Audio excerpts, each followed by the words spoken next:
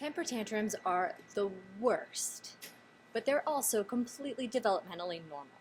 So we have to expect them. Children get overwhelmed by big emotions. The question is, how can we navigate that as easily and as best as possible? With my first kid, I remember being so stressed when she threw a fit in a grocery store.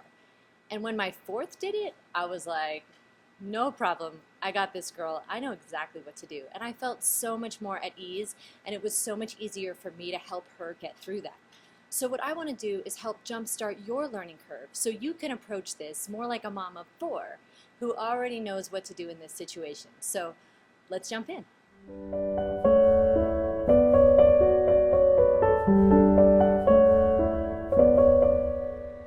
Hi, welcome to Learning with Love. On this channel, you'll find positive, actionable parenting advice that is well researched to help support you and your child. I hope you enjoy this video, and if you do, please press like and consider subscribing to our channel. We'd love to have you. So ideally, you're watching this video right before your child turns 2, so that you can come in prepared with a game plan for when your child inevitably has emotions that are too big to handle and loses control.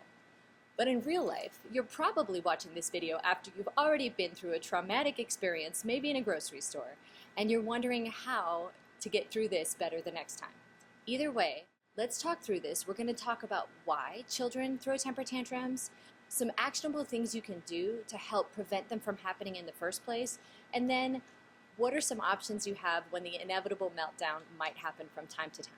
The first question is, why do children throw temper tantrums? And why does it typically start right around 2 years of age? At around age 2, children become aware of things that they want, their wants and needs, but they don't know how to attain them.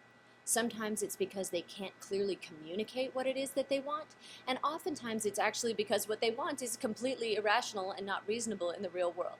Now, you and I know that as parents, but they don't, because they don't have a lot of experience with the real world.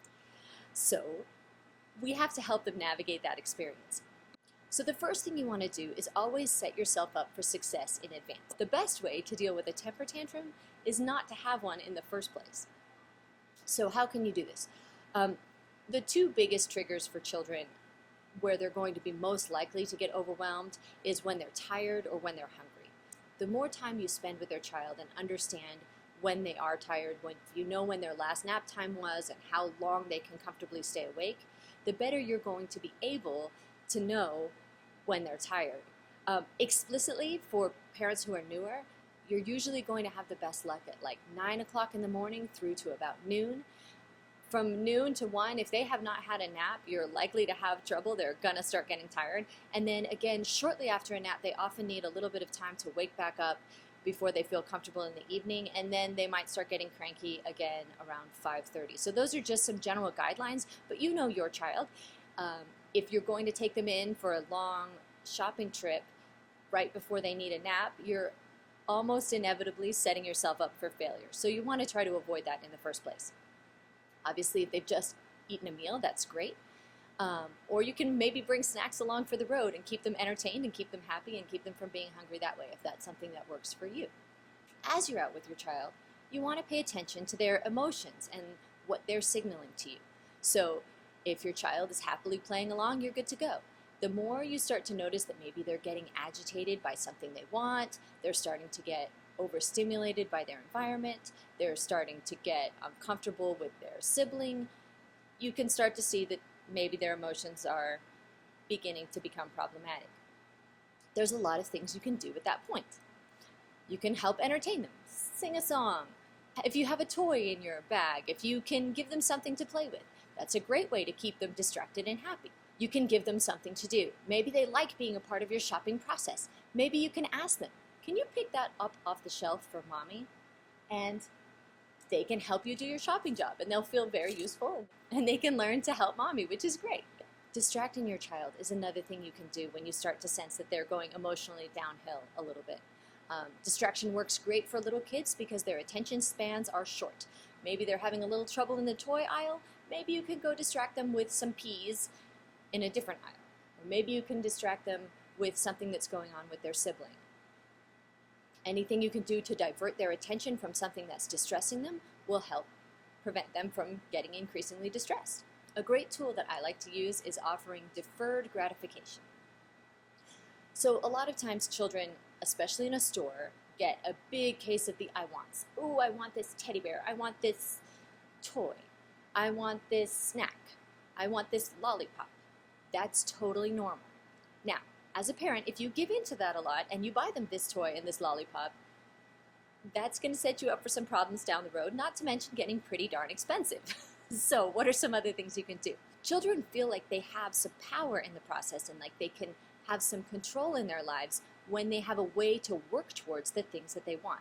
So even if they can't have that toy or that lollipop right now, knowing that there is a path to get it and you outlining what that is can help them feel a lot better about it. Like one of my tools is if they want a toy, I might say, well, no, we can't have that now, but we can put it on your birthday list. Maybe we'll take a picture of it with my cell phone. So they know, ooh, well, maybe that's something I can have later. And their attention spans are so short, particularly for 2-year-olds, that it doesn't really matter if their birthday is 2 weeks or 2 months or 6 months down the road. But by being able to give them a pathway to when they can have that, they're going to feel a lot better about that situation. With a lollipop, maybe they can't have the lollipop now, but maybe explaining that they might be able to have it after lunch will be a good way for them to feel like they can get what it is that they want. A final way that works with older children is slowly dialing back their privileges. Maybe your child, when they're little, needs to ride in a shopping cart, but when they're older, they like to walk around beside you. If they're starting to become emotionally distressed and whiny and having trouble with their environment, then what you can say is, well, you're going to lose that privilege. You're going to go back into the shopping cart. They may not like that, so they might decide that it's worth it to try to keep their emotional control and stay playing happily and walking along next to you. Now, sometimes none of these are going to work.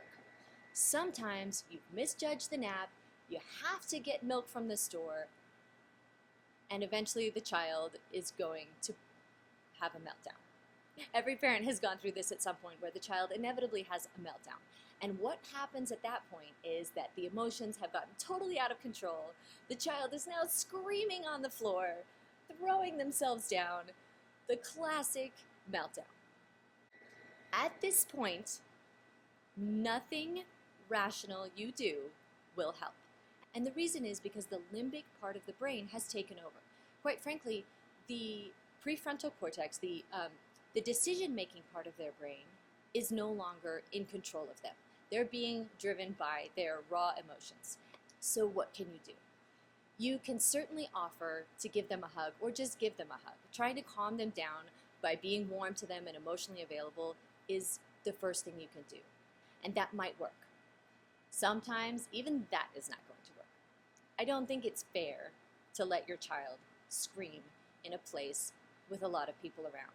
Not to mention you're going to start getting really uncomfortable looks from judgy people nearby, and that's not going to help you be able to deal with that situation either.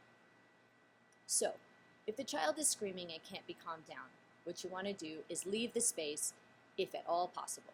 Take them outside, and if they need to scream, then maybe that's what they need to do at that point, because they're not going to be able to do a lot else otherwise.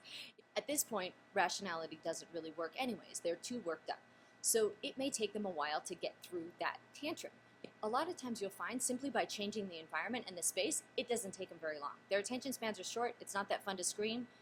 Oftentimes just 2 or 3 minutes will be fine for them to decide that whatever it is that they wanted was no longer so much of an issue, and they're ready to go back in the store and go back to their environment or wherever you were and try it again.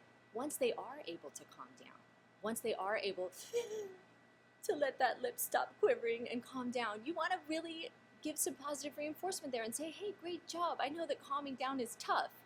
Are you ready to go back in and try this again? And hopefully they'll nod their head and say yes. And then you can go back and try again. Let's talk about what not to do. The worst thing you could do in the situation of a temper tantrum is placate that want by giving in with a short-term need, particularly something that you said that you weren't going to do. For example, if a child wants a lollipop and you say no, or you say that they must wait until after lunch, and they start whining and crying, and then you ultimately give them the lollipop to settle them down, You are absolutely training them to throw the temper tantrum to get what they want. And that may not be how you see it, but that will be the cause and effect that is happening for them. So they will ultimately learn that the whining behavior is producing a positive result. So you definitely don't want to do that. You really also don't even want to do that intermittently. That's called intermittent rewarding. And what that actually does, which is kind of interesting, is it plays into sort of our gambling reward system in our brain. So if you get sometimes a positive reward for a behavior, you'll try it a bunch to see if sometimes you might get lucky. You don't want your child to sometimes want to try to get lucky by getting a positive reward, a lollipop, a toy, by throwing a fit. So you want to be emotionally available. You want to be able to help them work through it.